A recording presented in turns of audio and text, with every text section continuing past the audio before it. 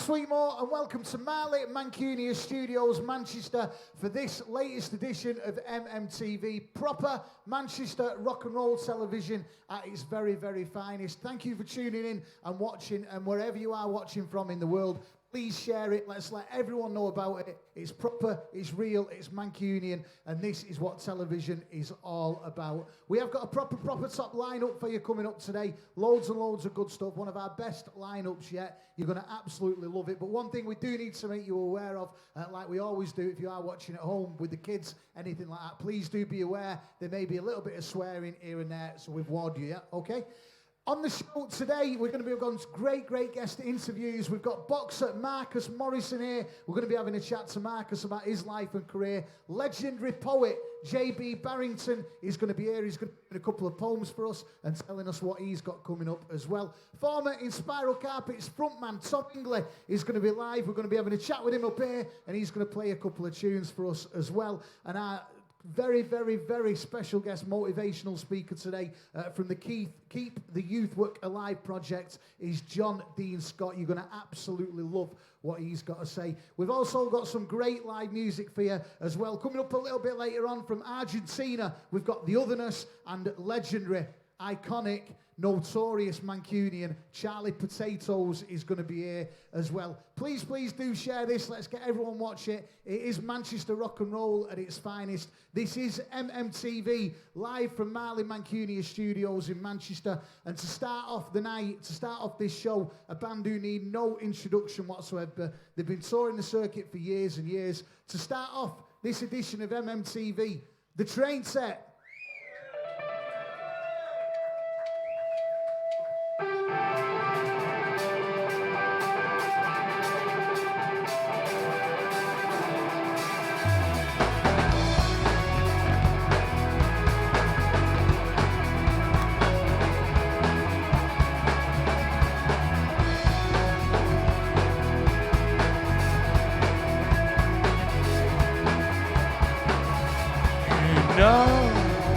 Now just what to do. You know the script's been written by you. You know if that's your mission, it's all you can be. You know if that's your vision, it's all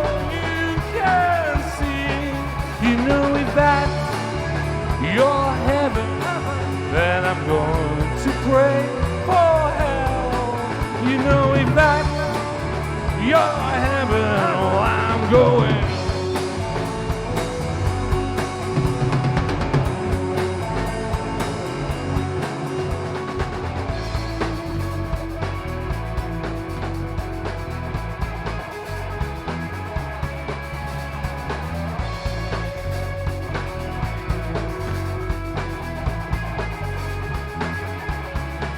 You know the one to cast that first stone.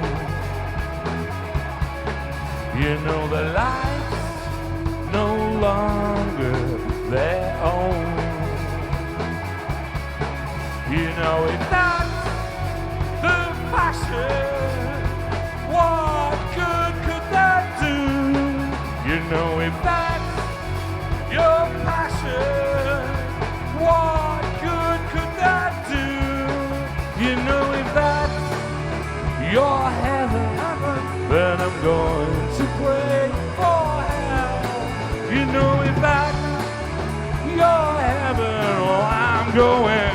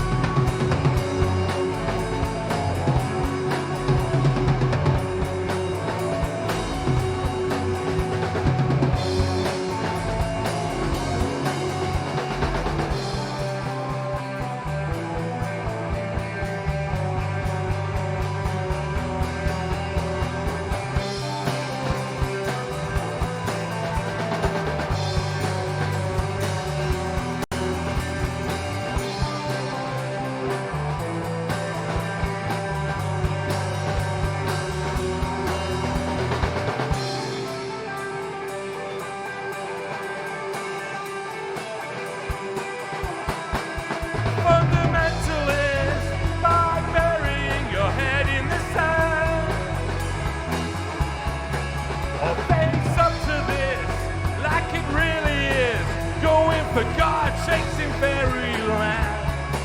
You know if that's your heaven, then I'm going to pray for hell.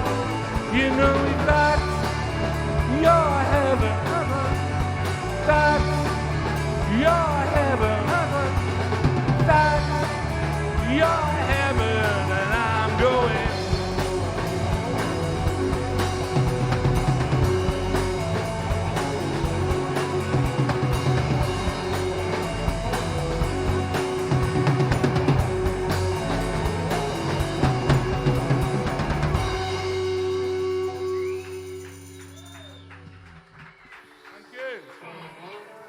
MMTV. This is Beautiful Monster.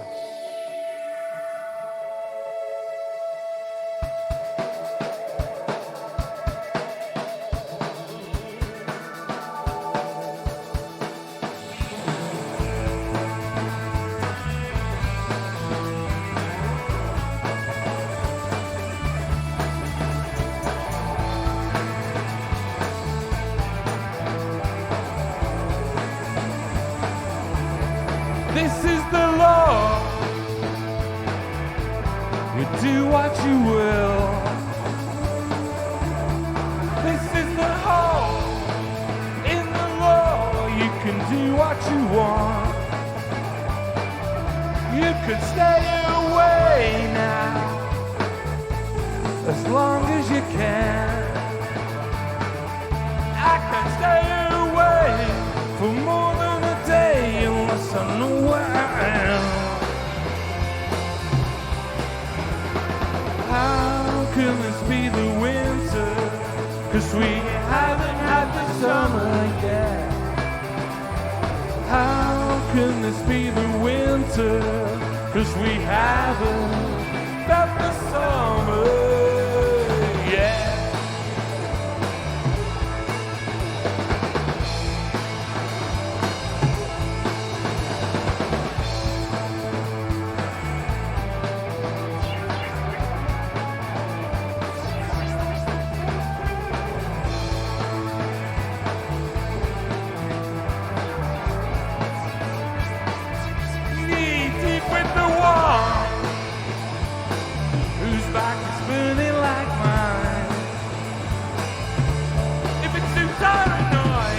It's there to enjoy, just like the sunrise.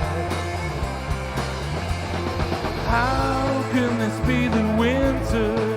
'Cause we haven't had the summer yet. How can this be the winter? 'Cause we haven't felt the summer.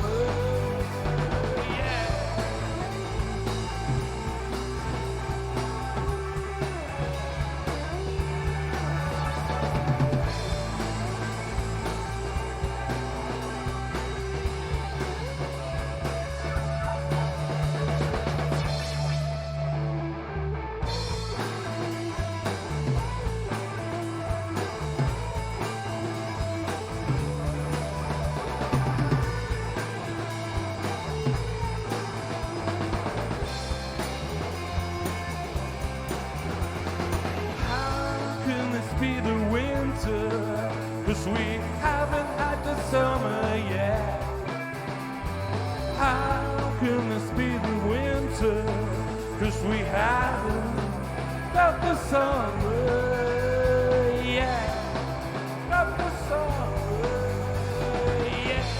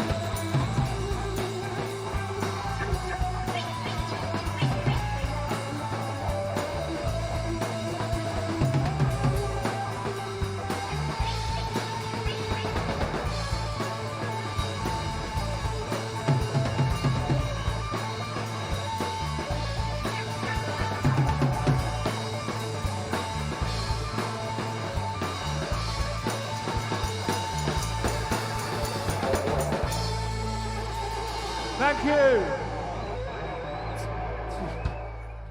Sounding as great as they have done for years and years and years. It's great to have them here at MMTV, the train set. A massive thank you to the lads for joining us tonight and opening it up this week's MMTV. Now, it is a very, very special day today, not just because it is the latest episode of MMTV, live here from Marley Mancuni's studios. It is also Olivia, who hosts our MMTV Youth's 21st birthday. So everyone involved with MMTV, the old people one, would like to wish Olivia, who does the MMTV Youth, a very, very happy 21st birthday. Happy birthday, Olivia. Have a good day, yeah? Also, before we introduce our next guest onto MMTV tonight, you may notice around here where we do the interviews, it is a little bit different. We've got loads and loads of brilliant, brilliant new pictures up. They're done by a local artist called Jay Wheeler. He does all the boxing ones, all the music ones. Make sure when you're watching this back in a bit, zoom in on YouTube and all of that. Have a look at some of these great pictures and follow Jay on all the usual social media sites, Instagram, Facebook, Twitter and all of that. He does some really, really good work, yeah. So a big thank you to Jay Wheeler. Jay Conley for doing this. There we go. You can tell it's live. We make mistakes. Jay Conley, a big thank you to Jay Conley for doing all these pictures. That's what you want to be following, yeah? Jay Conley. Okay, our next guest. Now, it is fair to say that over the last few years, modern poetry has become bigger than it's been for years and years. And the man at the forefront for that is here tonight. Will you please welcome to MMTV the legendary J.B. Barrington.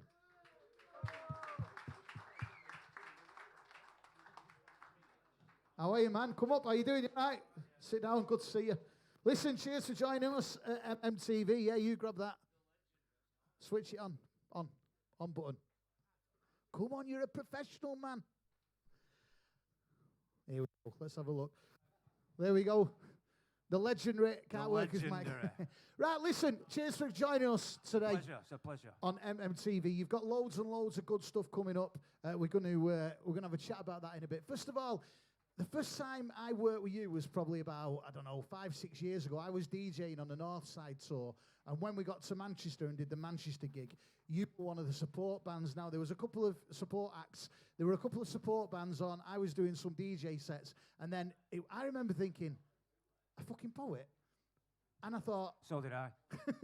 I thought, how's this going to work? Just before Northside go on, we're playing all these Manchester anthems, and you went on and you absolutely... smashed it. It was Northside at the Academy. It was, yeah. I think that was the first big gig I ever did. But bear in mind, for those that don't know me, I'm JB Barrington, by the way. Don't worry, I don't know who you are either. But that's all right. And I'd never really done a big venue with a lot of people, and I got asked to do the support. And everyone harks back to the John Cooper Clarke days when he did the punk tours and he did the band supports. And I kind of got into that through that gig. And I've ended up doing Reverend the Makers, Sleaford Mods, for those who know that band, and I've done Shed 7, I've done a lot of stuff. And it kind of works, because you've got that 15 minutes of quick fire. Bearing in mind, my stuff's fast and quite funny, and I stick to the fast and funny stuff. But the Northside thing really kicked it off, and that gave me the sort of, the way into doing those bigger venues. Because you get the bigger crowd, you see, do you know what I mean? Since then, modern poetry's become quite popular. There's more and more people doing it. And when I said at the beginning of the interview, you were the one that, for me, in Manchester, certainly pioneered it. What was your inspiration for getting into poetry? Oh, well, I wrote songs for years. I played guitar and I was pissing around in bands, but I couldn't sing. That was the problem. Do you know what I mean? So I'd always wrote lyrics, and I was influenced as a kid by Paul Weller for the Jam, definitely, growing up. And then moving in through like the Smiths, Billy Bragg, the political side, that sort of stuff. Paul Heaton was a big influence for me on writing. And then I got into sort of Public Enemy and Chuck D's kind of writing, and that opened up a whole new world, not just in music and lyrics, but books and reading, getting into people like Malcolm X and Martin Luther King, and then getting really political. But the writing side of it and the rhythm as well, when I perform my poetry, I perform to a rhythm. I don't just read the poems. If you listen to Chuck D when he performs, he's almost like a Solomon Burke, he don't just rap, do you know what I mean? It's like there's a soulful rhythm to it. And I kind of adopted a little bit of that in the performance side of the poetry. But influences-wise, lyrically, as a kid, definitely Paul Weller. And then Paul Heaton later on. And then Morrissey with the Smiths. Since that Northside gig a few years ago, you've done a hell of a lot of stuff that, you know, in relatively a short space of time, really. You've already mentioned the Shed 7 stuff, the Reverend and the Makers stuff, the Sleaford Mods. If I say to you, and I know it's a difficult question, over the last 4 or 5 years since J.B. Barrington has become this legendary poet of this parish, what's Stop been saying your... legendary. Well, no, it is, man. I mean it. No, what's been your... I wish my mum was here to hear that. She'll be watching it at home. She'll be watching it. She's down a bingo now. She won't be watching Facebook. Go on, seriously, difficult question. What's been the highlight of the last few years for you?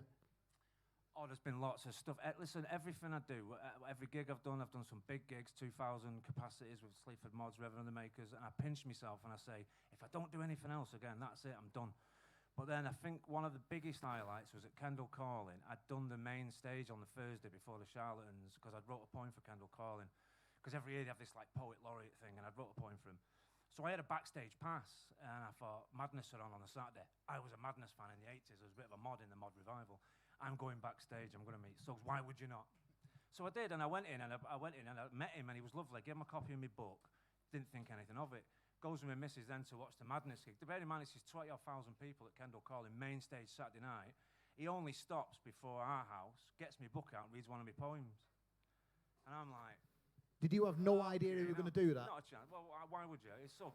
I just thought, he's gone out with a book. The fuck's that? Throw that away.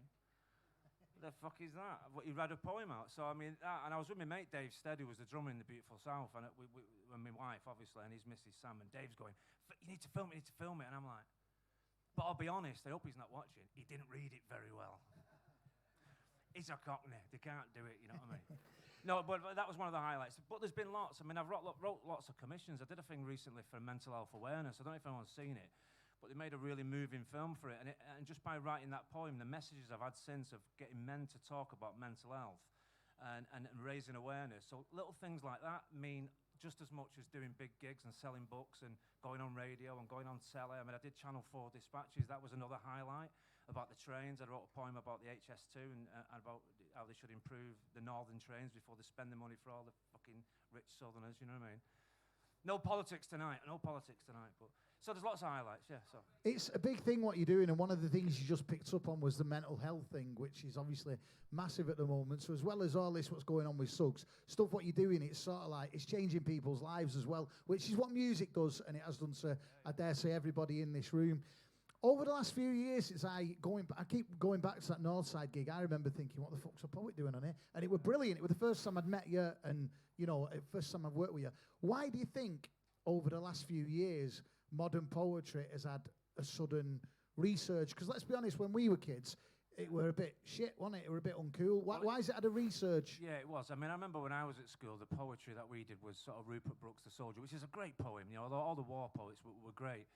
But when you know, I wandered lonely above a clock. We all know those poems, Wordsworth, Shakespeare. You can't, if you live on a council estate in Salford like I did, and most people in here probably similar backgrounds, you can't relate to that kind of stuff. When you're reading lyrics of songwriters, or if you're reading sort of John Cooper Clarke poets, you can kind of relate to it. So the stuff I write relates to everybody's lives in a way.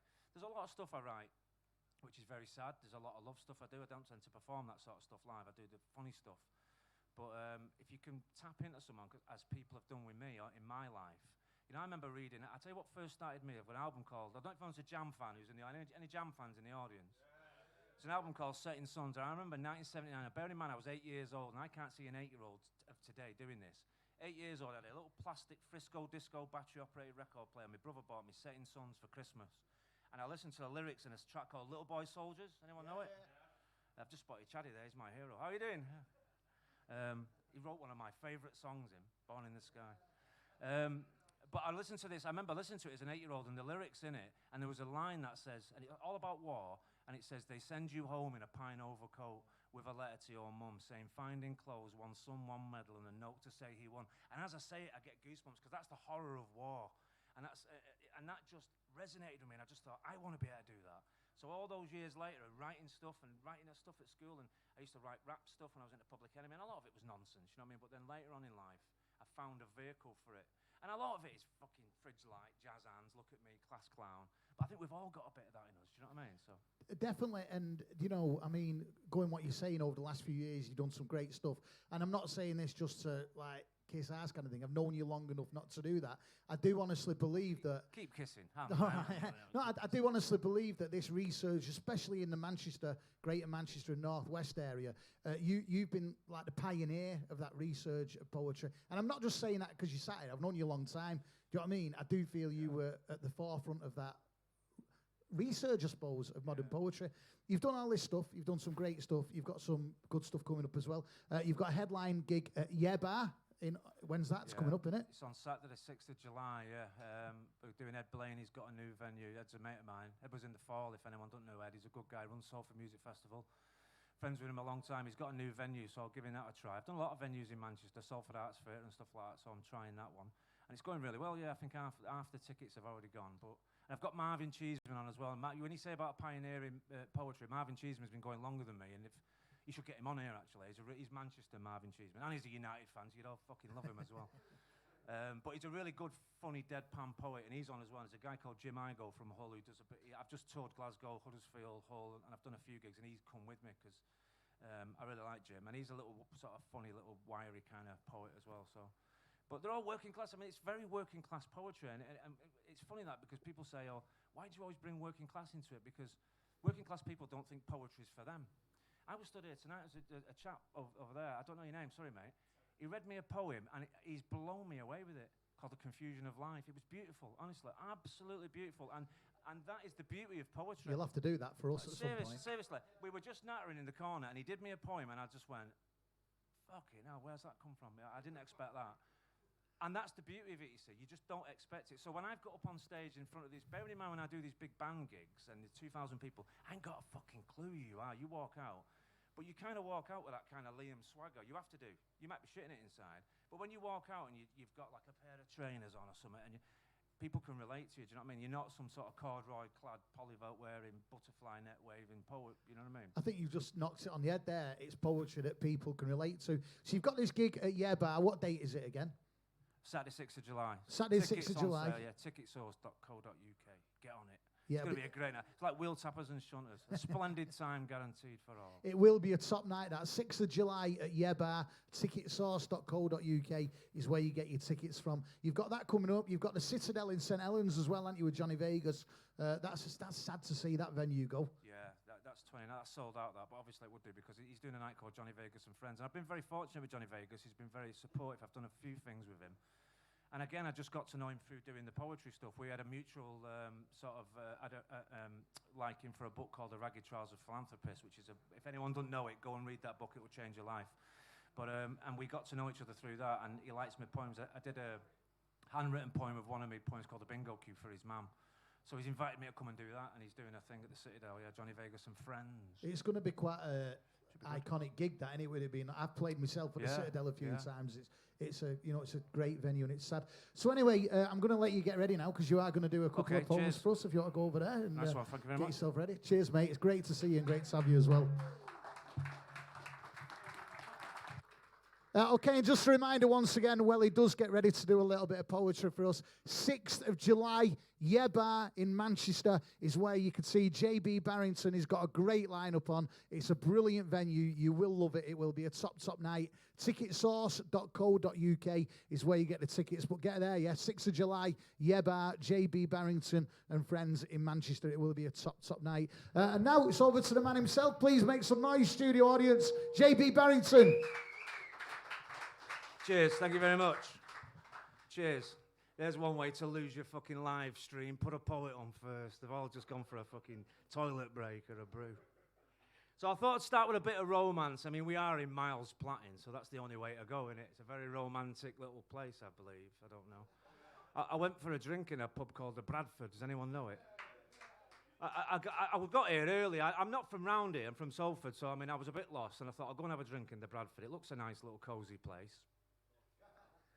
I stood at the bar, there was a bloke there, I'm not lying to you, he had a fucking more sovereign rings than teeth. He's fucking mad, like Michelin man. I only wanted a pint of orange because I was driving. I said, I'll have a pint of orange, please, landlord. This bloke said, fucking orange juice, fucking Thursday night, it's a pub this, soft cunt, what do you fucking orange juice for? I said, you drink orange if you go, what I've got, mate. He said, well, what have you got? I said, 60 fucking pence. You mind your own fucking business. People are nosy, aren't they, Miles Platting? I'm going to start with a bit of romance, you'll like this one, it's got a twist to it. You had me when you first said hello, when the fervour in your eyes was all aglow, and the rapture and the passion was in full flow. You had me. You had me with your sleek physique, the smell of Chanel No. 5 on your cheek, a certain je ne sais quoi, bereft of critique. You had me. You had me with your beautiful face, that winsome smile and your warm embrace, that elegant poise and your enticing grace. You had me.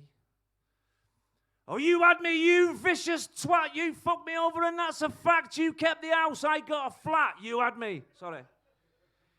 You had me with all your bullshit lies. It's not you, it's me, and your text replies, while someone else got between your thighs. You had me. You had me over a fucking barrel stitched up like a kipper. You had me, Carol. I couldn't think of anything else around with barrel apart from Darryl. It's not going to work, is it? Will Farrell? Farrell? No. You had me striking through the night, listening to the Carpenters by candlelight when our pots are pissing, but you didn't give a shite. You had me. Oh, you had me, and now I wear my heart beneath ripped sleeves since I fell apart. And now I only think of you. Whenever I fart, you had me. Cheers, thank you. Cheers, thanks very much. That's about as poetical as it gets, so bear with me. I'm going to do one for our mums now. We say mum in Manchester, don't we? We don't say mum or mummy or mother, do we? We're all mum, aren't we? Yeah. This is for me, mum. It's a poem called Things My Mum Used to Say. It's one of my smash hit number ones, this, even though you've never fucking heard of me. Where did you lose it? I don't know. I can't find it. That's why it's lost. Don't be telling your dad how much them trainers cost. So don't be crossing that road with your up at 3:30. And if you fall off that wall and break your legs, don't come running to me. You'll be feeling the back of my hand if you keep on mithering. I'll come over there and give you the clout. And if you keep on crying, I'll be up them stairs. I'll give you something to really cry about. Get out of my sight. You're getting on my nerves. I'm sick of you hanging around. I don't care who's at the door. You're not going out till your tea's gone down. I've only just washed them jeans. I think you think I'm a laundrette. I've worked all week for that food, so sit down and get it et. Don't be turning on the tears. These walls have ears. I've got eyes in the back of my head. I have to shout you one more time. Get out of that bleeding bed. And if you're playing in the street, don't be giving cheek and don't be messing about. And always remember, no matter where you go, what you do, I'll always find out. You fucking did as well. And be careful on that main road, son. Be careful what you do. There'll always be another bus, but there won't be another you. That's for your mum. Cheers. Thank you, Miles Plain. Your mum's your hero. Funny as fuck, my mum. 76, proper bingo head. Some of the things, remember, we're big kids, we go on holiday to Blackpool. She say, you go missing one more time, I'm taking you home. What the fuck are you going to do that? I'm missing. She say, have you seen inside your ears? You'd be stood there like that, Francis. I've seen inside my own fucking ears. Another thing she'd say, I don't know if your mum's ever said this to you when you was a kid, if I've seen you on the estate sat on them walls with your mates, stop sitting on them cold walls, you'll get piles. Anyone else's mum say that? To this day, I don't know the correlation between sitting on a cold wall and piles. But if you're a sufferer, I feel for you, because this next poem's for you. It's called The Grapes of Wrath. Now, I don't know where they came from or where from they did sprout, but down in my rear for the last 20 years, I've had these things hanging out. I tried a finger, I've tried a fist to try and push them back. I tried every cream, even red hot steaming, and my mum said, try Fiery Jack. When me courting first got a little intimate and her roving hands were steered to touch me beneath, but she went right underneath and then she froze like a ghost had appeared. I said, the merely veins draining the territory of the inferior rectal arteries. Well, she puked down my throat and grabbed the coat and swiftly said, Sirrah, to me, I do hope you're not afflicted by these vicious Nazi bastards. Just trust me, I know of no cure. Just a constant benign pharmaceutical line of products that cost more and more. Oh, one night outside Salford Central Station, I was scratching away to relax me. It was an absolute farce. I wish I'd wiped my ass before I whistled for that fucking taxi. It's not one bit funny, it's no bleeding joke, so please, please don't laugh. An elbow pain, and if I could have abstained from the dreaded Grapes of Wrath. Cheers, thank you. Listen, you've been fantastic. Thank you so much, and thanks for having me. Thanks for the interview. It was superb. But I'm going to finish on this one. I'm going to do you a poem now, which is close to my heart, and it will be to yours as well. And please do repeat this poem if you're out and about and you see some twat wearing sunglasses indoors. Anybody got any on? No, we're all right. It's called Sunglasses, funnily enough. Look at the segue there. It's just genius, isn't it? You can't write that kind of stuff. Take them fucking sunglasses off. The sun's outside, you tool. Take them fucking sunglasses off, you confusing cunt with cool. Take them fucking sunglasses off, surely you can't see. Take them fucking sunglasses off, you're not Lenny from Peters and Lee. Take them fucking sunglasses off, it's a look we all deplore. Take them fucking sunglasses off, lose those delusions of grandeur. Take them fucking sunglasses off, them shades are a shameful blunder. Take them fucking sunglasses off, you're not Roy Orbison or Stevie Wonder. Take them fucking sunglasses off, your room is dimly lit. Take them fucking sunglasses off, it's dark in here, you tit. Thank you very much, you've been great, cheers, thank you. MMTV, the legend is JB Barrington, and once again, don't forget, you can catch him on Saturday the 6th of July at Yeba in Manchester. JB Barrington and friends, get your tickets for that. It is going to be a top night. Okay, moving on, our next guest, he was the vocalist on Manchester anthems such as This Is How It Feels, Joe, Saturn 5, Dragging Me Down, She Comes in the Fall, Move. And with them hits, he became one of the most iconic frontmen Manchester has ever produced. Our next guest tonight on MMTV is former In Spiral Carpets frontman Tom Hingley.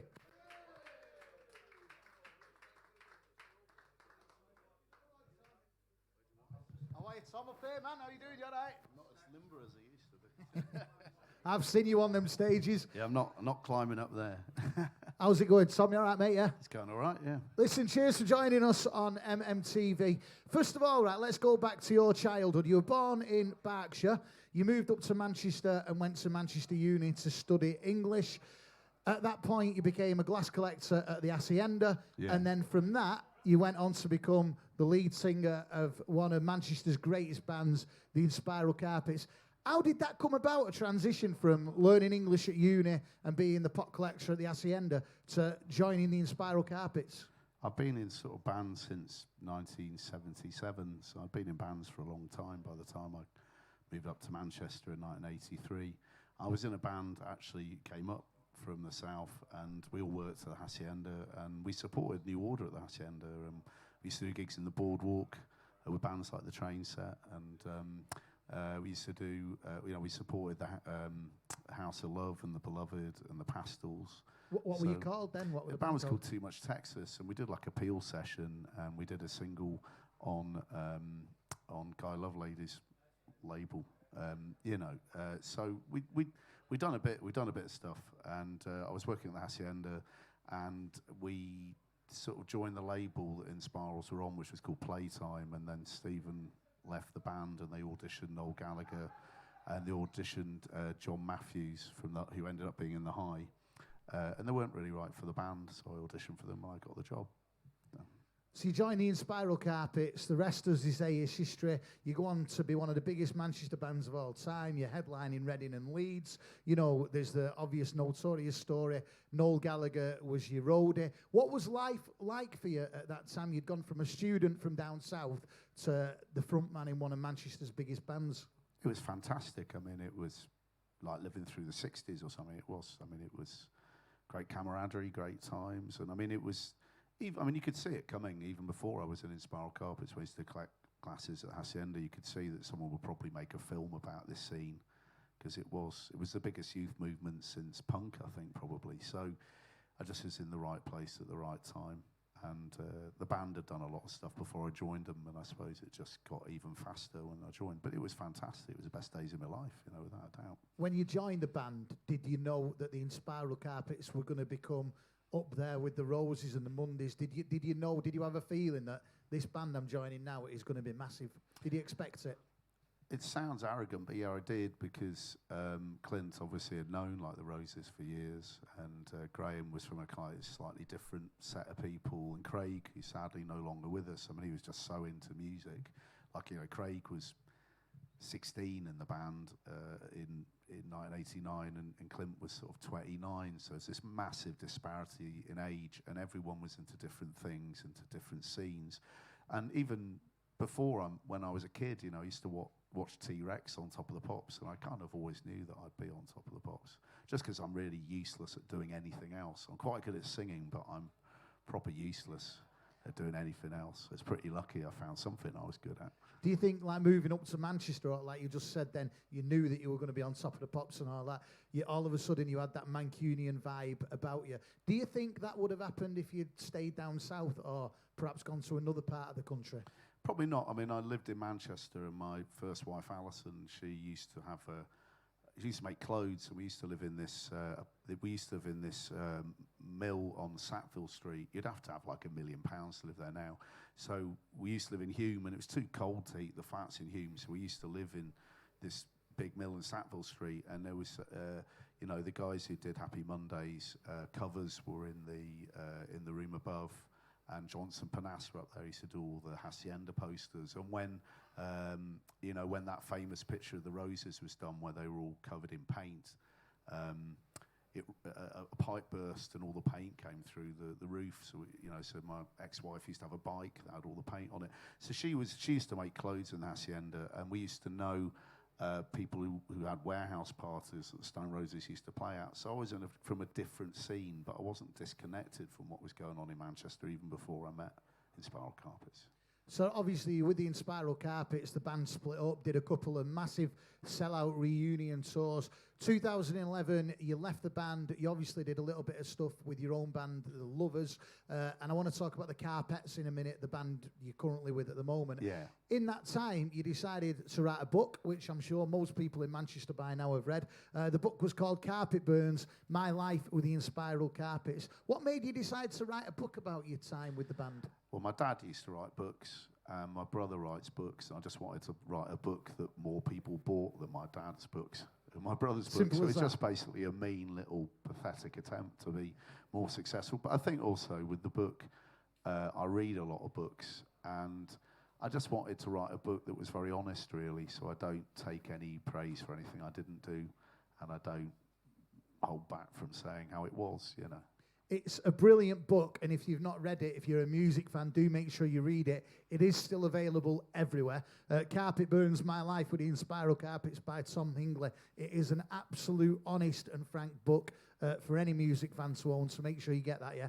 Carpet Burns by Tom Hingley. So you did the book. Everyone's got that, and if not, they haven't, they're going to be buying it now.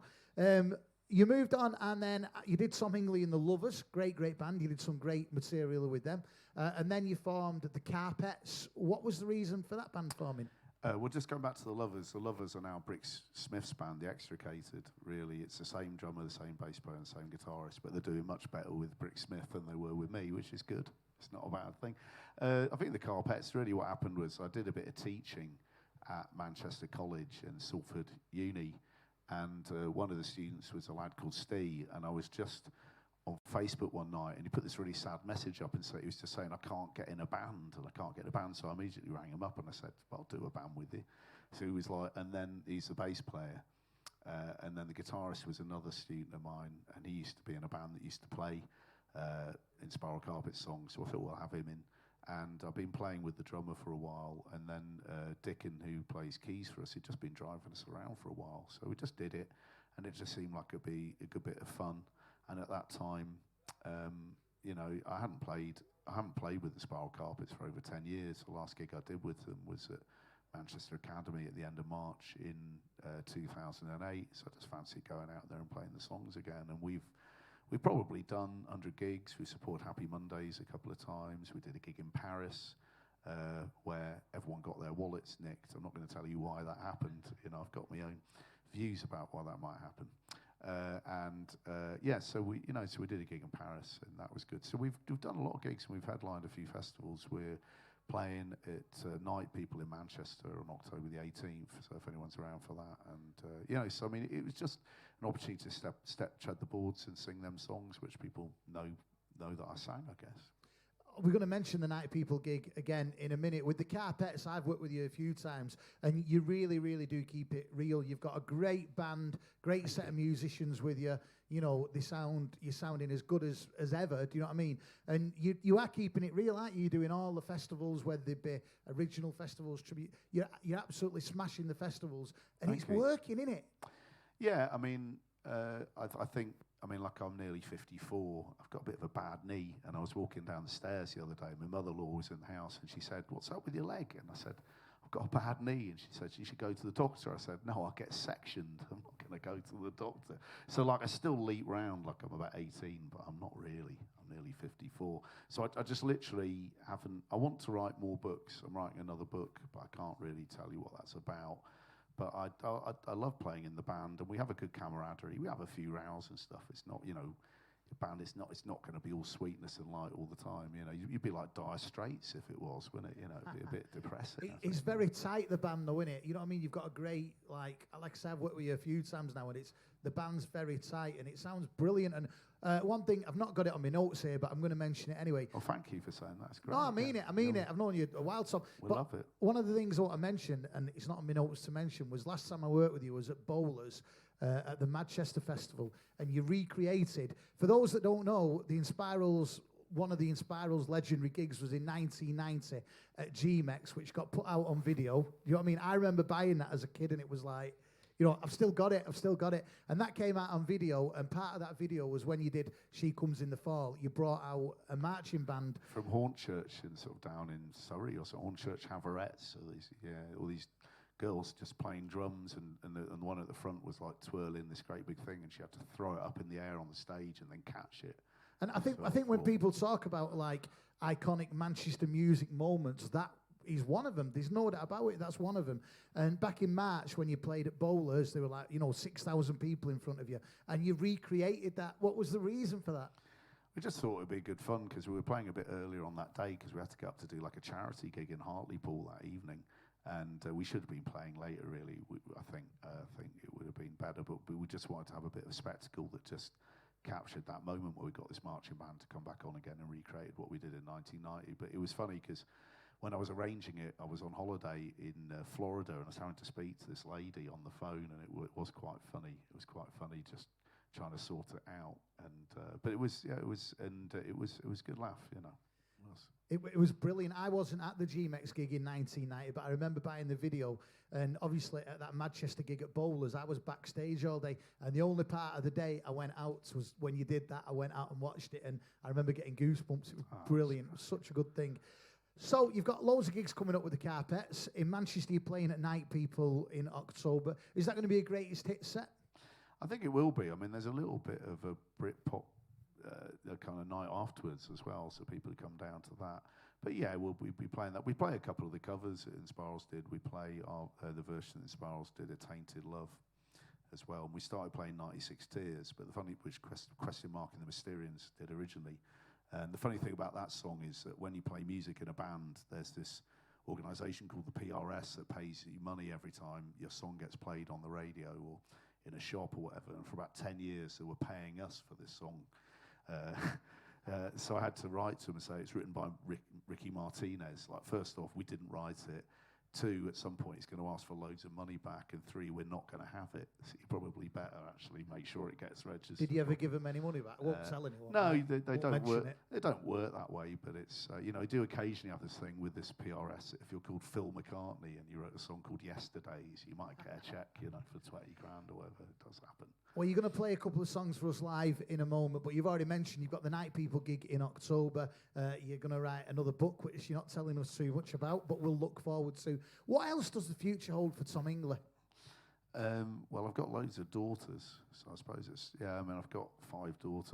I'll just hit myself in the face. It's obviously the thinking about my daughters. So I'll probably, it's a good thing about having, I'm not sure, the good thing about having daughters is you don't have to be a very good example, whereas if you've got sons, they're just going to copy absolutely everything you do. So you can be quite crap as a father if you've got daughters, you know. So, you know, as with sons, I think if you go and rob a bank, they're probably not going to do ballet, are they? You know, if you know what I'm saying, they do tend to. Are any of your daughters into music?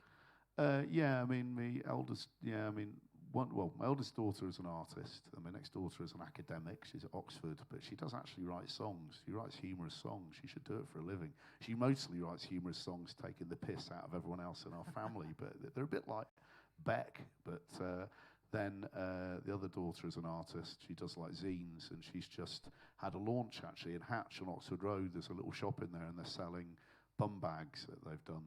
And they've got this company called To Be or Not To Be Manchester, and they do bum bags, and she does zines, and she's done she's like a kind of J.K. Rowling kind of thing. And then my 6-year-old has piano lessons with Dick, and he plays in the band, and she's just like a little version of me. She's proper arsey. Like before she has his piano lesson, she's a nightmare, really. We'll have to get her on the youth edition of MMTV. Yeah. Some English daughter, that'd be fun, it. Yeah, and the other one's like 2.5. Winnie, she's just she's never ever disciplined for anything, you know. And half the time I keep on calling her the golden child, which I'm not sure goes down very well with Kelly.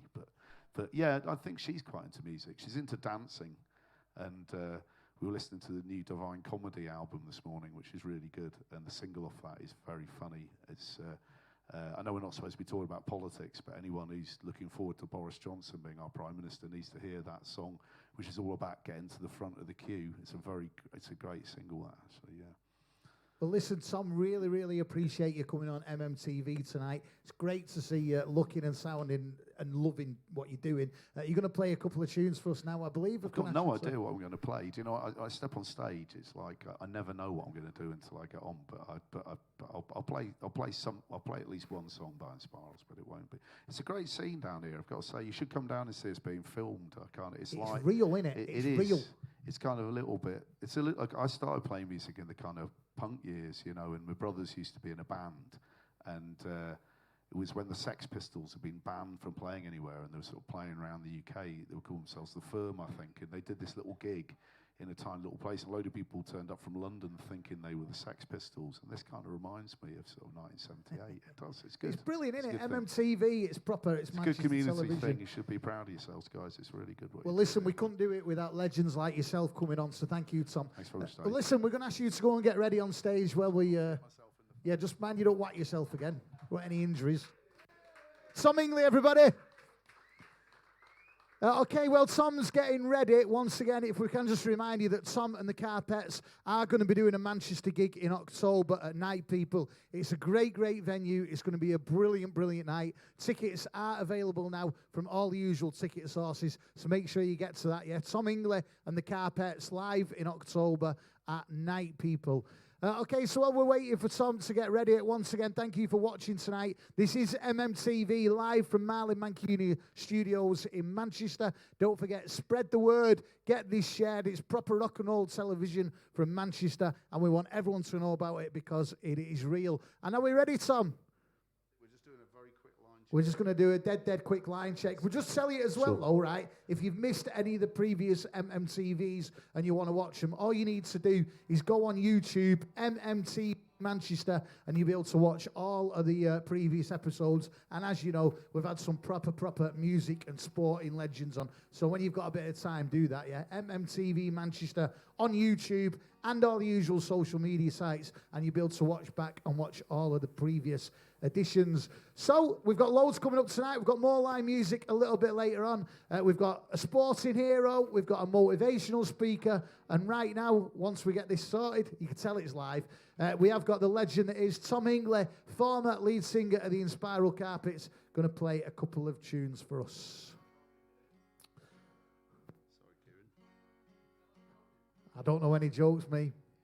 Okay, we're nearly ready, Kieran. We're just going to wait for Kieran, our sound man. It is a great pleasure to have him with us. And don't forget, his book is now available as well. Carpet Burns, Tom Hingley, My Life with the Inspiral Carpets. Wrong lead. Sorry about this. And we are having a few technical issues. I'll tell you what, while we're sorting Tom out, it might be an idea to get our next guest on, possibly. Yeah, should we do that? Okay, we have got a few technical issues, so what we're going to do is we're going to ask Tom to play for us shortly. First of all, though, let's have another guest. We're really enjoying this tonight. Our next guest is our sportsman for tonight. If we can please ask up to the stage, local boxer Marcus Morrison.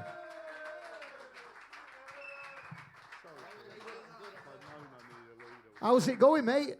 1, 2, 1, 2. Yeah, I'm good. Thank you. Thanks for having me. Oh no, are you enjoying yourself? It's good here, isn't it? Yeah, it's definitely proper Manchester. So yeah, it's a good night. You know what I mean? It works well. We have a few technical issues, but we get over them. Listen, Marcus, right? You were born and bred in Hattersley. You're an Hattersley lad. How did boxing come into your life?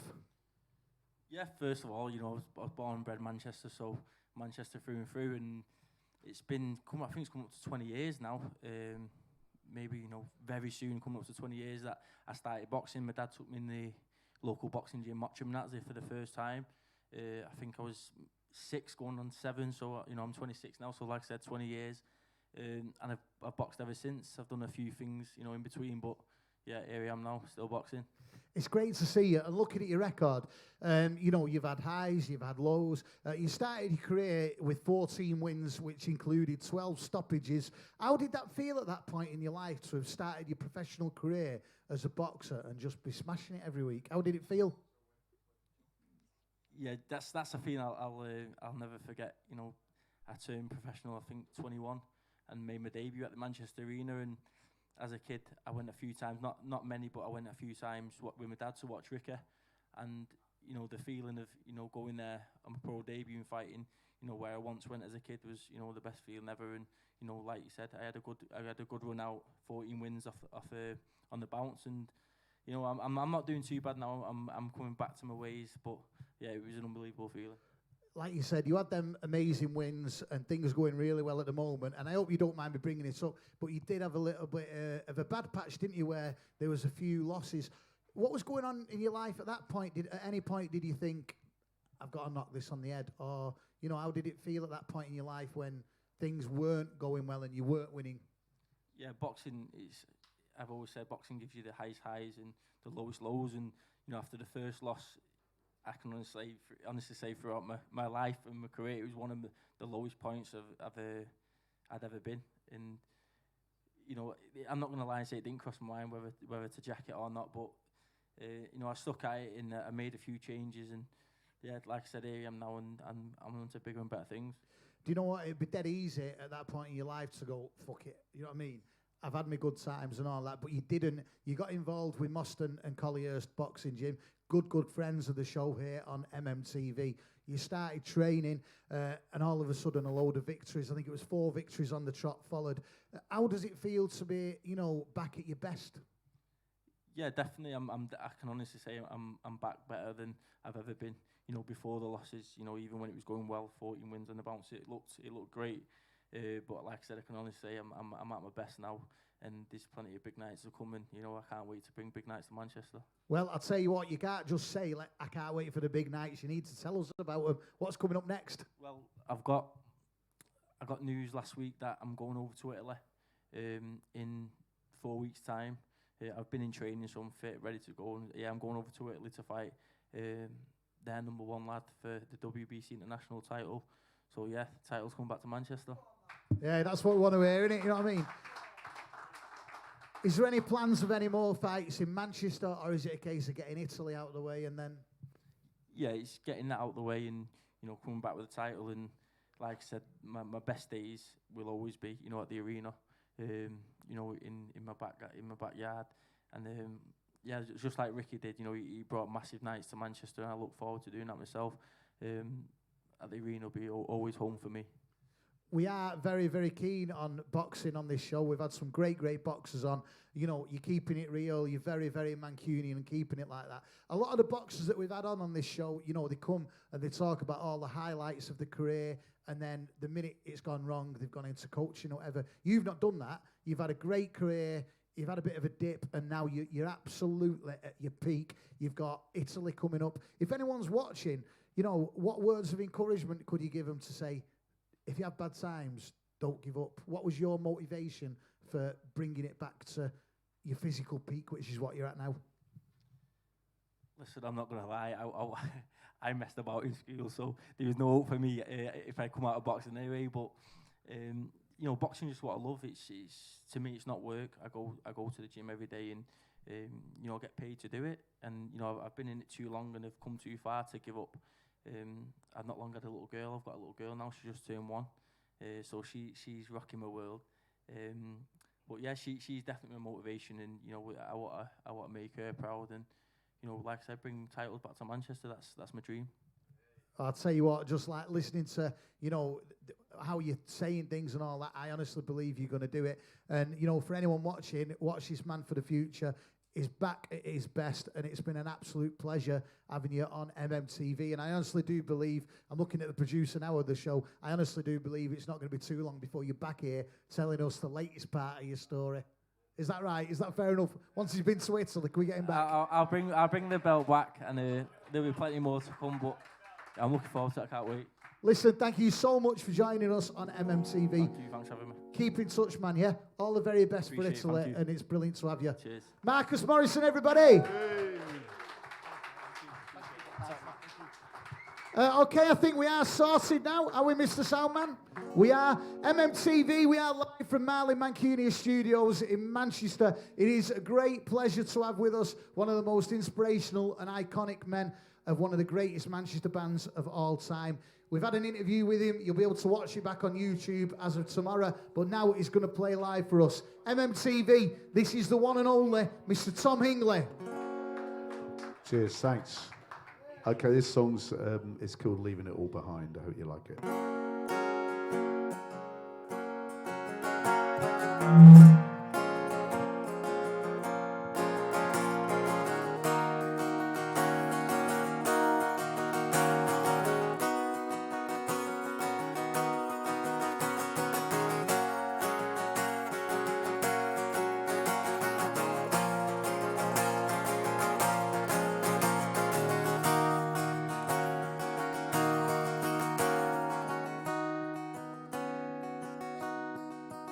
When your hopes and your deeds, your ambitions and your dreams go up in smoke, fall apart, and your walls made out of sand. Leave it all behind. Leave it all behind. Leave it all behind. Leave it all behind. When your life isn't yours and you're closing too many doors,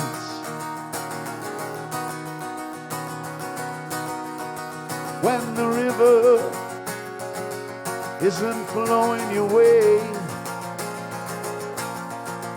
and your heart is just drifting away, leave it all behind.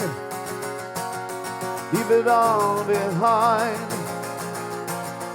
Leave it all behind. Leave it all behind. No, sometimes I'm wrong. Meet myself coming back. Myself coming back.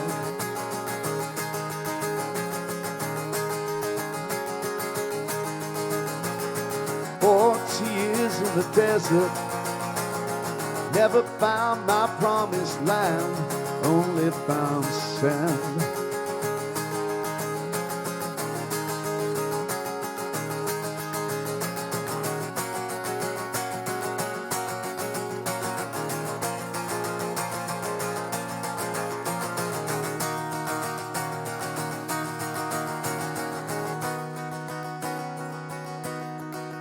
When the moon looks so close you can touch, and your life is getting too tough. When the wind blows straight through your soul, and your heart doesn't know where to go, leave it all behind. Leave it all behind. Leave it all behind. Leave it all behind. Know that I'm a beginner. Know that you are my wrong. You sing along.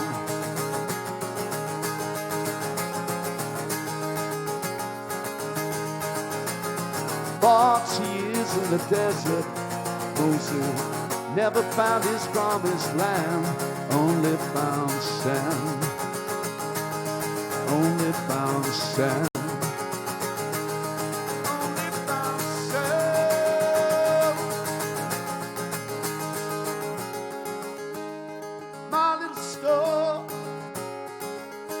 all out of the sky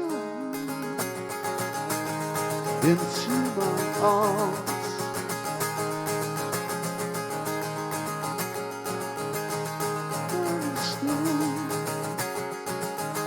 All out of the sky into my arms.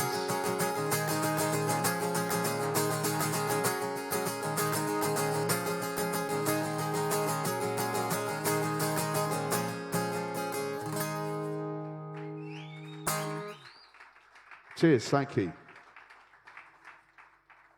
Brilliant.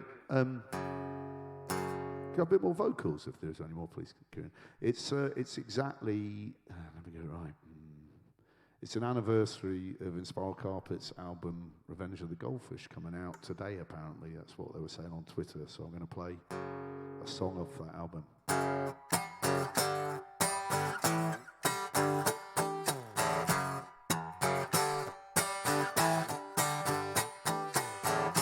I would search this world for you, even though you can't imagine. Wanna take you to China, wanna kiss you in Rome. Use rocket ships, minesweepers, transistor radio receivers. Wanna hold you too tight. Gonna break everybody inside. Well, when I'm flying so high, like a bird in the sky, but you're dragging me down, dragging me down, dragging me down, down, down, down.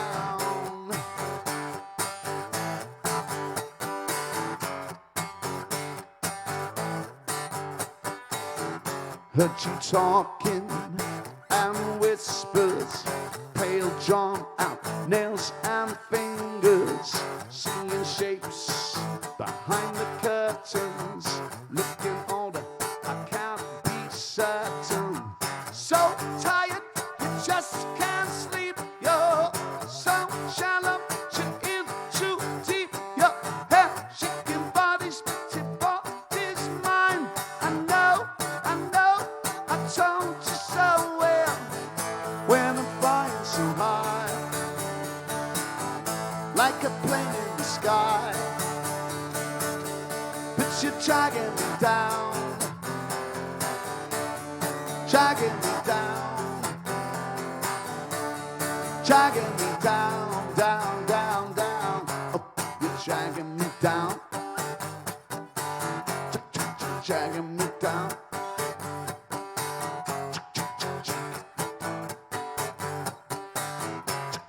Dragging me down.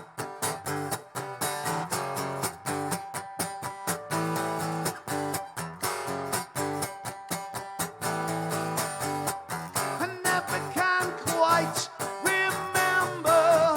Was it you, July or September, that you saw to me, that you saw to me, when I'm flying so high, like a stone in the sky, but you're dragging me down, dragging me down, dragging me down, down, down, down.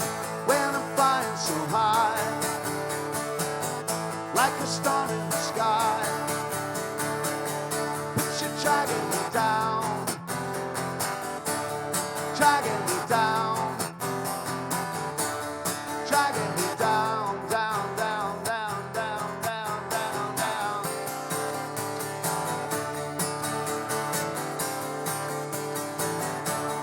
Dragging me down, dragging me down, dragging me down, dragging me down, dragging me down, dragging me down, dragging me down, dragging me down, dragging me down, dragging me down, dragging me down, dragging me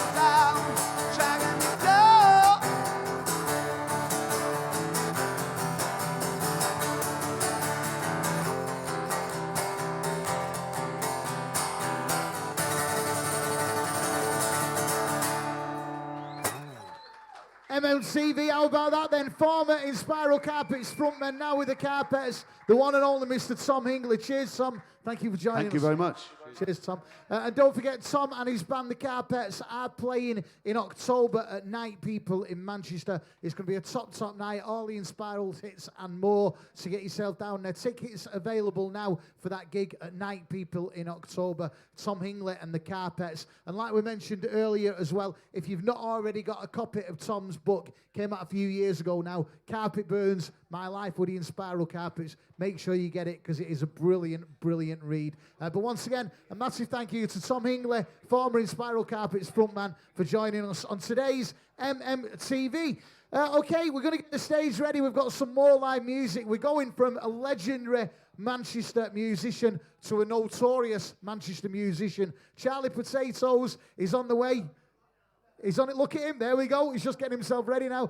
Still to come on the show today, as we head towards the end of the show, we've got live music from the Otherness, a top band you're going to absolutely love, all the way from Argentina. And we're also going to be talking to Jon Dean Scott of the Keep the Youth Work Alive campaign. So we have got loads and loads coming up on today's edition of MMTV. And we did mention it earlier on as well. If we could just mention it again, if you're looking at the stage tonight or you're watching on YouTube, make sure you zoom in and look at all these amazing sporting and music pictures. They're all done by Jay Conley, good friend of the show. Make sure you follow him on all the usual social media sites and check out some of his work because it really, really is good. So a big thank you to Manchester artist Jay Conley for all the amazing work he's done on getting this stage together.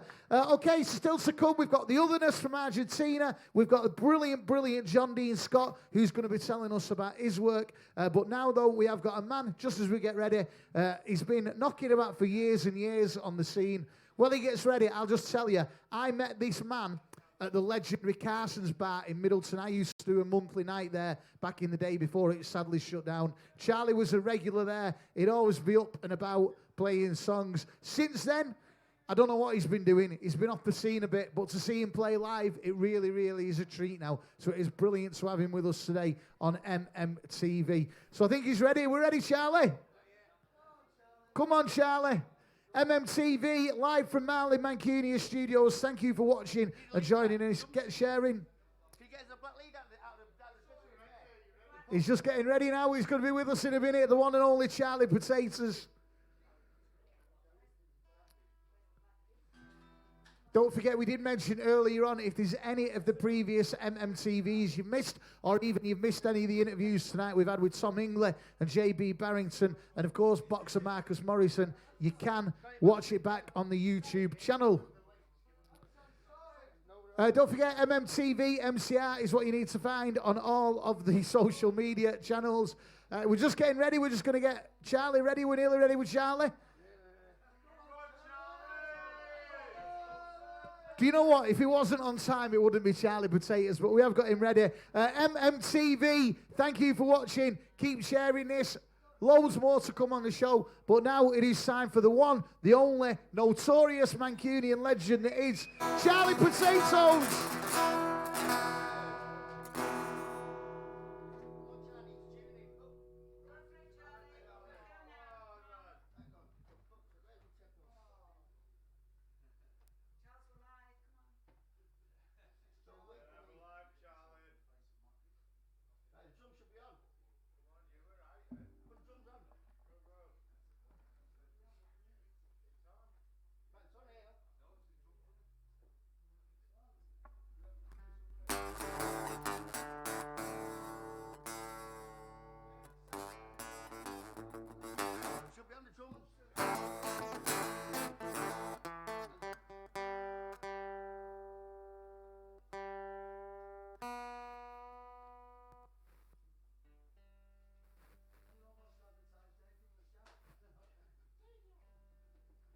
Well, we're waiting for Charlie, by the way. If anyone wants to get involved with MMTV Manchester, as in drop us a few quid and sponsor it, you can do. All you need to do is get in touch with MMTV, MCR, on all of the usual social media sites and get involved. We've had some amazing people on over the last few months, including Sean Ryder, Rowetta. We've had Tom Hingley tonight. And from the world of sport, we've had Anthony Corolla on. Loads and loads of great people. So get in touch, yeah. I think we're ready. Charlie Potatoes.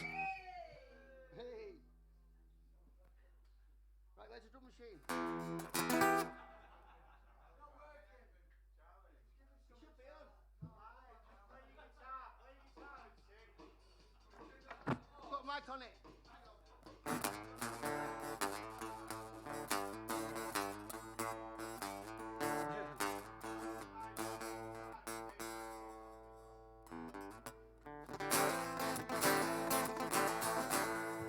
Sorry about the delay, man, but if it's Chinese tonight.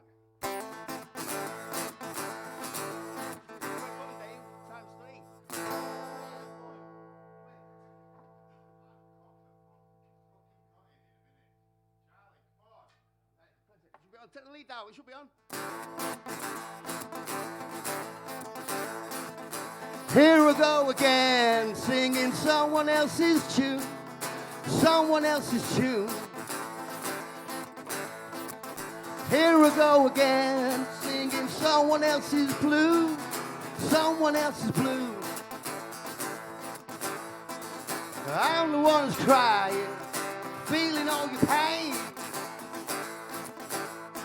'Cause I know that life's so precious, each and every day.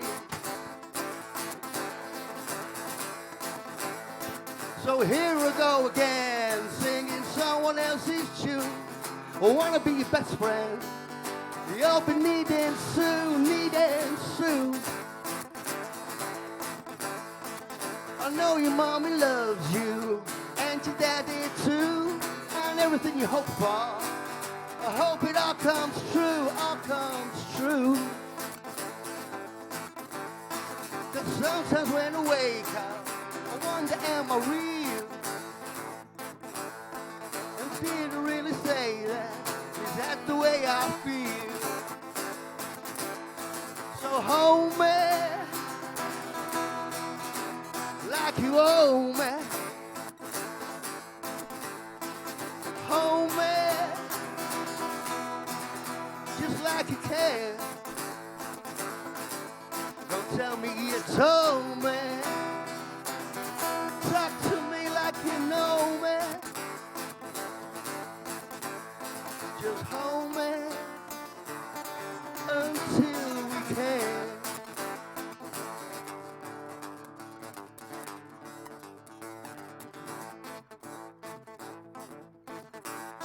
Cause here we go again, singing someone else's blues. I wanna have a good time, but then you break the news, break the news. I think of someone crying, how they might be. I feel a tear fall on my strings and realize it's me, realize it's me.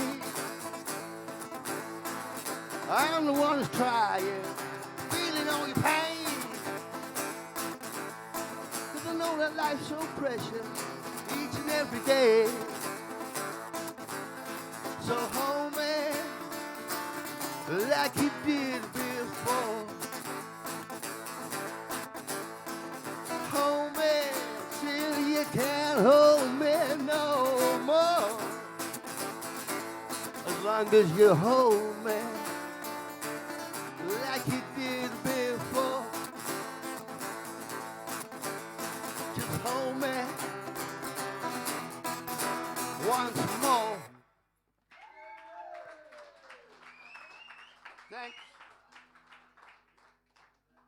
I was going to say, I can't believe it. I just changed the string about 10 minutes ago, snapped a peg in there 10 minutes ago.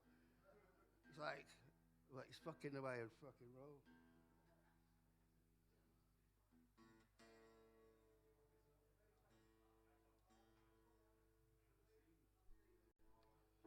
Can you make it sound like Jimi Hendrix? No reverb on it. On guitar.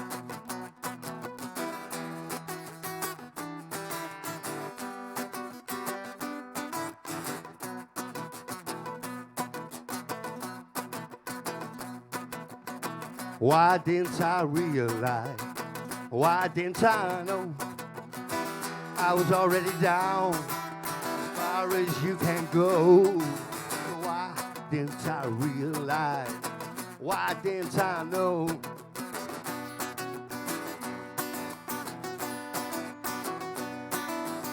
Hey, homeless, if I throw you a bone, will you sing the blues? When you see the homeless in their leather white boy shoes, I just walk right into the party,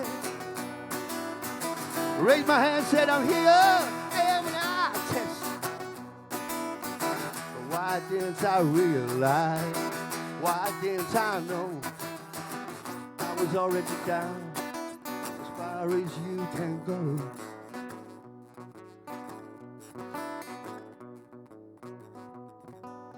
She said she loves me, but she's not in love.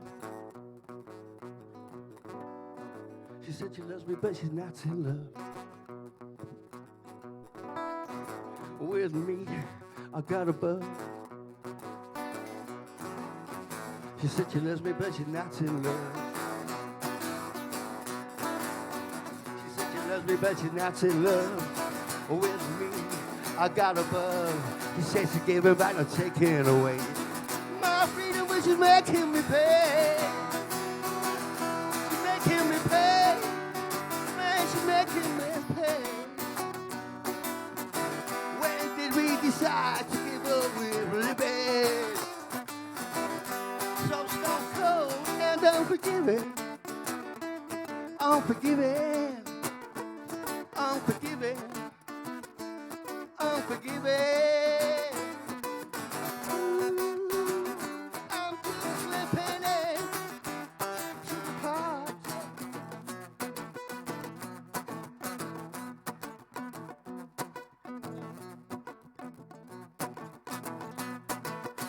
So homeless, if I throw you a bone, or will you sing the blues? Look 'em in the eye, call 'em and try and say, look at my shoes. Why didn't I realize? Why didn't I know? I just walked right in the party, raised my hand, said I'm here, I am an artist. I just walked right in to the party, raised my hand, said I'm here. Raised my hand, said I'm here. I raised my hand and said I'm here. I am an artist. Why didn't I realize? Why didn't I know? I was already down as far as you can go.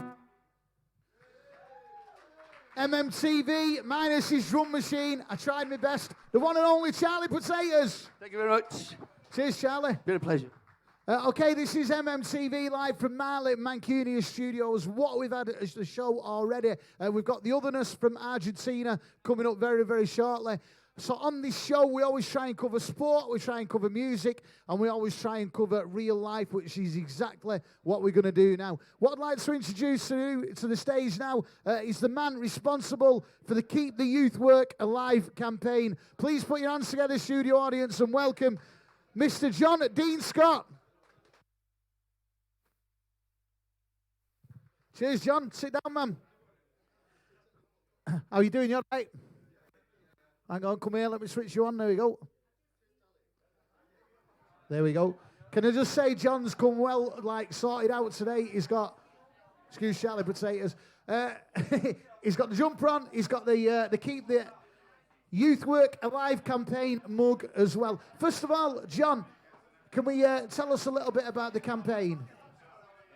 First of all, could we just ask the studio audience to keep the noise down a bit, please? So this is Jon Dean Scott from the Keep the Youth Work Alive campaign. John, tell us a little bit about the campaign, please. I'm trying to get a youth project off the ground at the moment in Beswick. A lot of it's been lost in the past. We've had Ardwick lads pulled down, Clayton Youth Club shut down, and we've had Crossley House is not open no more, but it's open for filming. So I don't understand why we can't get it open. I'm working at the Grange at the moment, the community centre in Beswick. It's hard work getting it going. I work in cooperation with another group called 4CT, and you know it's going well at the moment, but it's a slow process. We don't get that much funding. I've been trying to get my own funding and my own place. Growing up in Beswick, I know it was hard because, as you all know, before the City Stadium was there, well before that it was a big industrial. And what happened is when the City Stadium was getting built, all the industrial went, and then the crime rate went up, and obviously I got brought up in that and got caught up in it. Been to prison and that. Come out of prison and tried a few jobs, building, some other jobs and that, and they didn't work out, and then I just thought I'd like try and get this youth project going off. Do you know what? You grew up in that environment, and like you say, you know, you took the bad route and you come out of it, and it'd be quite easy now for you to be doing your own thing, whether it be right or wrong or whatever. But you decided to do something about that community and get a youth project going. What made you decide to, instead of concentrating on yourself, what made you decide to get involved and do something about it? I'm not sure. I just care about my community because the way I was brought up, a lot of people showed me love around there, and you know, I just care about my community and the kids. I don't want them. I think kids are outcast. The social media age now and the games, they stay in the house and the games and that. And I think this knife crime stuff, I think it's got a lot to do with, not a lot to do with that. I think kids, because they don't socialise and they're always on the games, they're not used to face-to-face stuff. So when they're going out, maybe they are carrying knives and, you know, they're scared and, you know, and I think kids, I think there's too much, we don't give them a chance, we just throw them in jail and we're just like, oh, he's a bad kid. But you need to bring him in, you need to know how to work with him, and it's hard work, you know, when you've got kids like that who do things like that, it's hard, but you've got to try and understand them.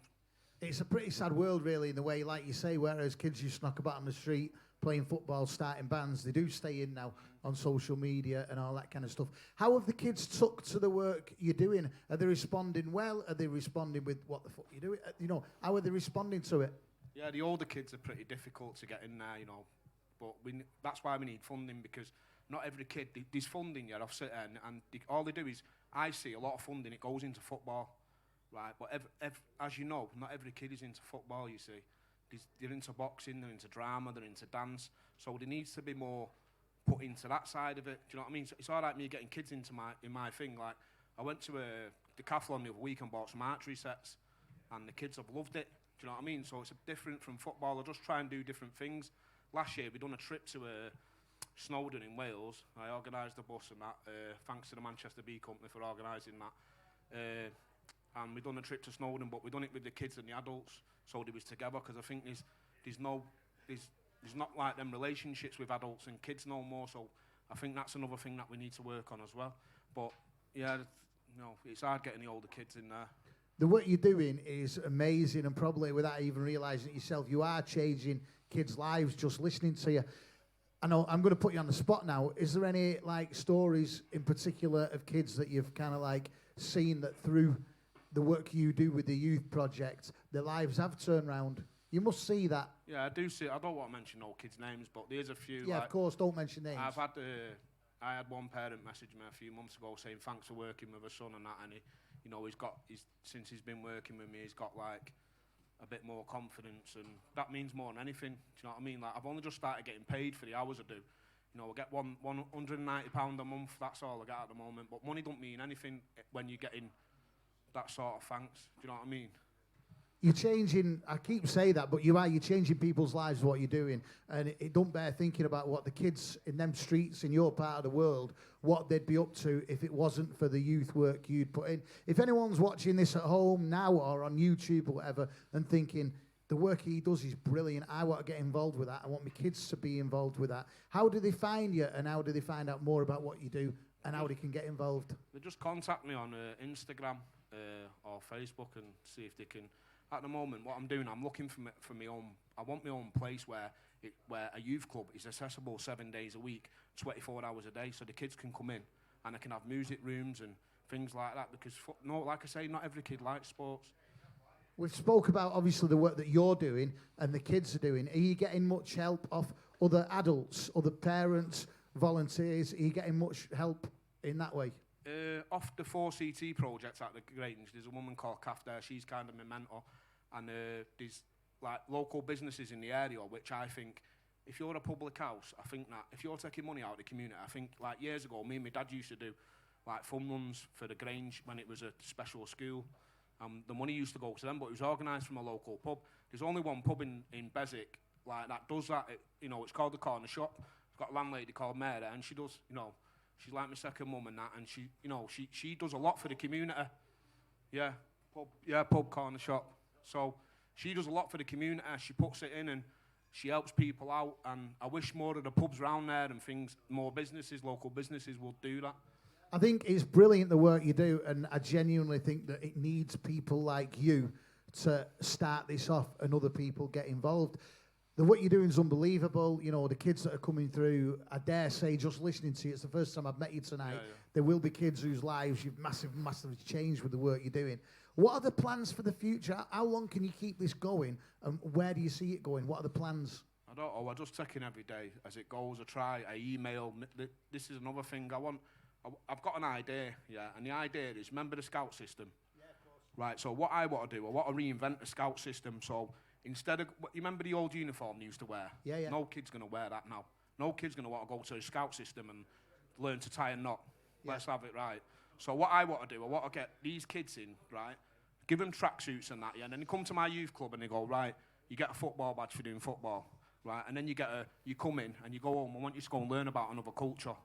And then you get a culture badge, So and almost bring it up to date. Yeah. And then, a respect, and then you go and do something for an old lady on the estate and you get a respect badge.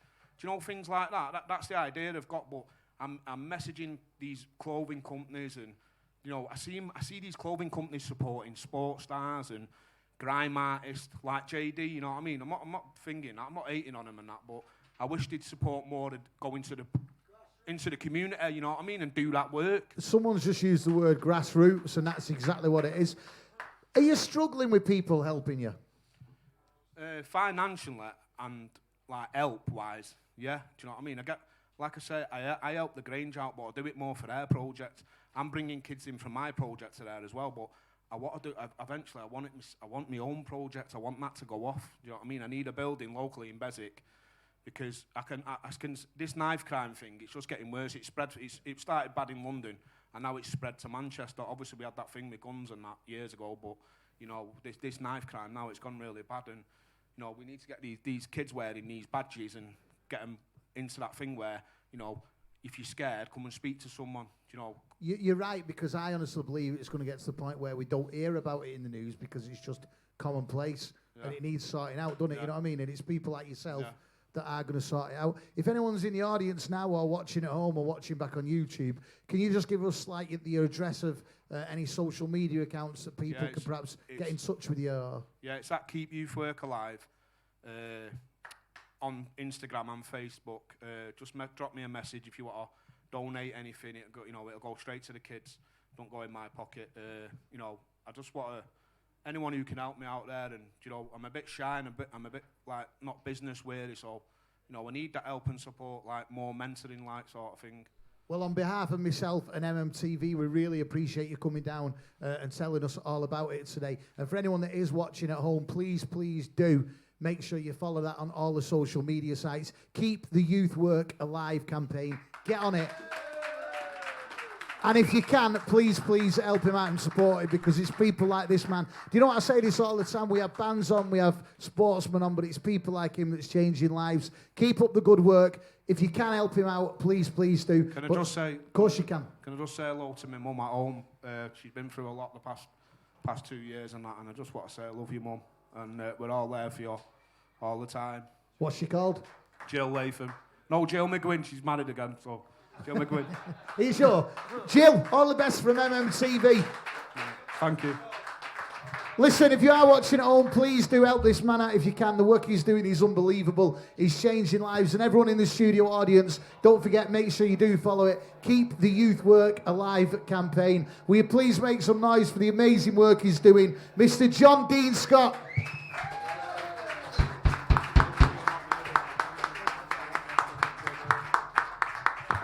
And I know I've said it, I'm going to say it again. Please do follow keep the youth work alive. Get it followed, yeah? That's what it's all about. Okay, as we close to an end of MMTV, it's been another great edition. Thank you to everyone who's been involved. To finish off tonight's headline, the event, a band who have come from Argentina to be with us tonight. MMTV, you're going to love these. This is the Otherness.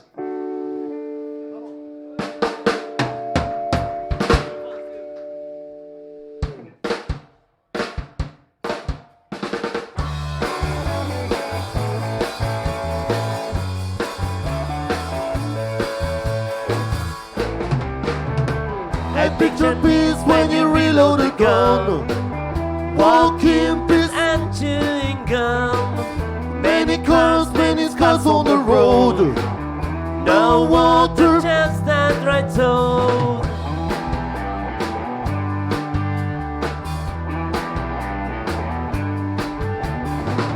bad taste has no social class, and you got No class at all.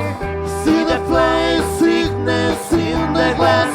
You'll find Someone to call. do we really deserve each other in the dark and in the know? While you hurt and deceive each other, we'll be there in full flow. You wanna feel something new? We want it too. New love to love breaking through. Music will do.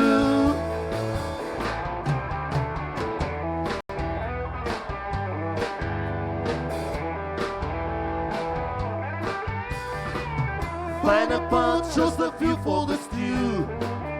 Oh, grandma, I miss you too. in the paper, an old piece of news. Oh, mama, I love you too.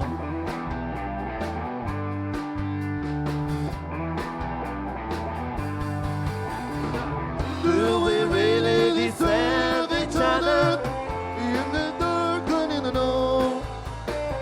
While you hurt and deceive each other, we'll be there in full flow.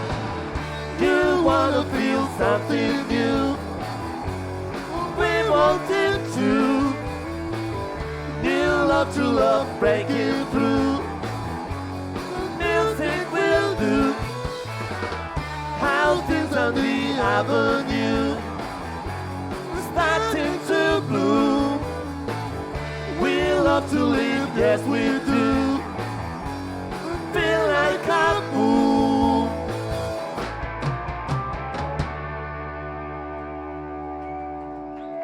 Thank you. Thank you, everybody. The following number is called Gotta Go. It's about migration and Brexit. Hope you like it.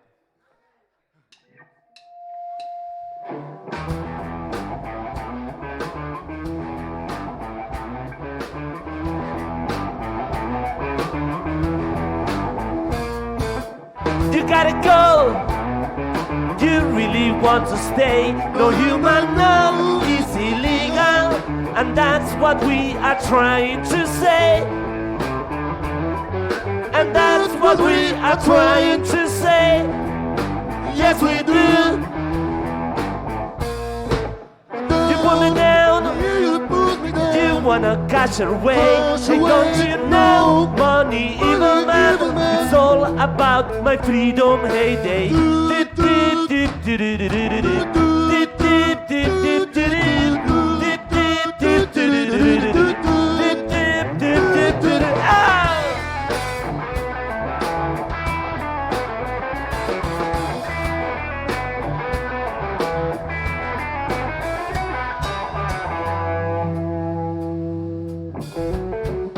Dance to some creations, come on, come on.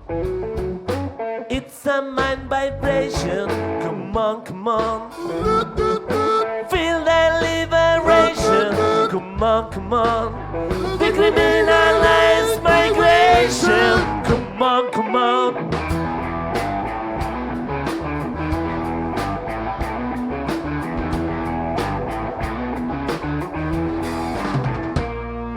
You gotta go.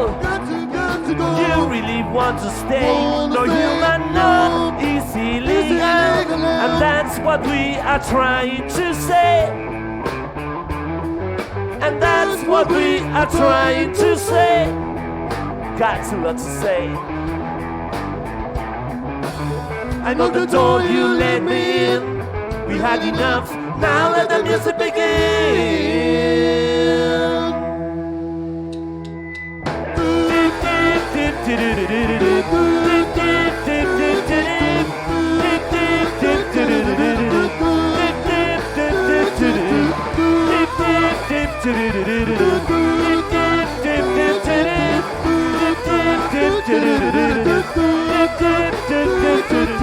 Oh, got to go.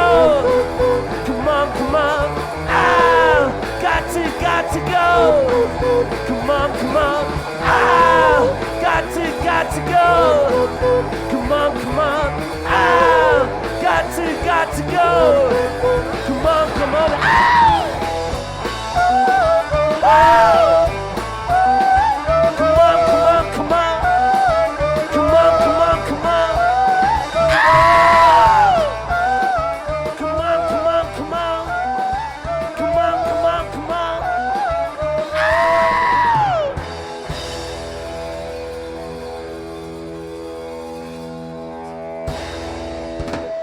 Thank you very much. Thank you, MMTV. We love you. There we go. What a brilliant, brilliant way. All the way from Argentina. They're absolutely amazing. The Otherness. Thank you, lads. Thank you so much.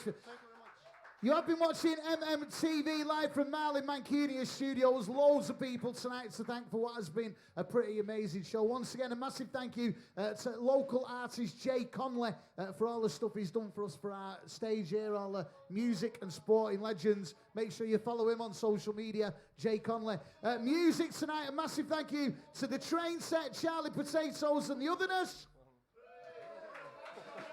Thank you to Jon Dean Scott for telling us all about the work he does with Keith the Village Alive. Thank you to boxer Marcus Morrison, to legendary poet J.B. Barrington, and also to one of the most iconic frontmen in Manchester musical history, Tom Hingley. And thank you for watching us as well at MMTV. Please spread the word, tell your friends, and don't forget, get this shared and get everyone knowing about MMTV, proper rock and roll Mancunian television. Don't forget, you can catch up on all our previous episodes on YouTube. We'll see you back here again in 2 weeks. You have been watching MMTV. I've been Dave Sweetmore. Good night.